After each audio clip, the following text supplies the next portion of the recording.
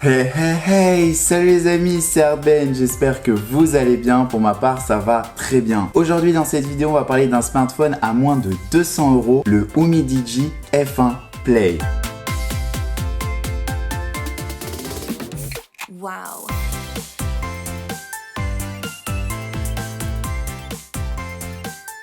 Vous ne connaissez sans doute pas cette marque. Umidigi a un objectif, vous faire des téléphones à moindre prix avec les dernières technologies et fonctionnalités que vous avez sur les plus grands smartphones. Le F1 Play, il a un design qui ne fait vraiment pas penser à un smartphone à moins de 200 €. Son dos est fait de plastique, moi je l'ai choisi en coloris noir, mais il est aussi disponible en rouge ainsi qu'en doré. En bas du téléphone, on a une prise USB-C qui permet le rechargement rapide avec un chargeur fourni dans la boîte de 18 watts. En 30 minutes, j'ai plus de 50% de batterie.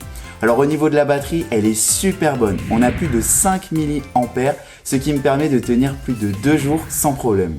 Sur l'avant du téléphone, on a un écran pratiquement borderless en goutte d'eau. La bordure inférieure n'est vraiment pas imposante, on dirait un smartphone à 1200 €. Regardez mon iPhone X. Cet écran d'une taille de 6,3 pouces a une définition Full HD+.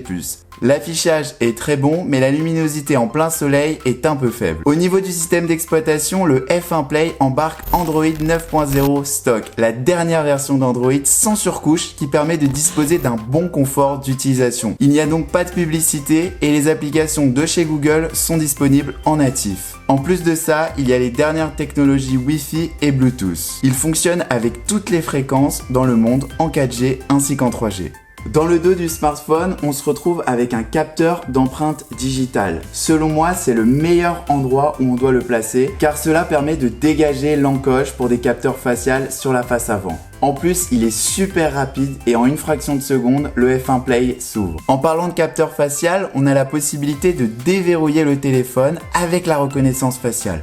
Mais je vous le déconseille car ce n'est pas sécurisé, votre doigt fera mieux l'affaire. Au niveau de la photo, à l'arrière on a un double capteur de 48 mégapixels ainsi qu'un capteur de 8 mégapixels de la marque Sony. En extérieur comme en intérieur, les photos sont vraiment de bonne qualité. Les couleurs sont bien restituées et en plus de ça on a pas mal de détails. Mais attention à la saturation car on connaît bien Sony qui adore saturer les photos. De ce point de vue là, vous pourrez vous retrouver dans les réglages avec un mode pro qui vous permettra de gérer les ISO ainsi que la balance des blancs. Ce sera à vous de jouer pour faire la meilleure photo car le mode automatique est un peu foireux, il faut le dire. Au niveau de la caméra avant, on se retrouve avec une caméra de 12 mégapixels qui est plutôt bonne, les photos sont bien contrastées avec pas mal de détails, elles sont plutôt correctes. Au niveau des deux caméras, avant et arrière, au niveau de l'obscurité, on se retrouve avec quelque chose qui a un peu des difficultés, mais sinon il fait bien le taf. Ce F1 Play embarque un processeur Helio P60 cadencé à 6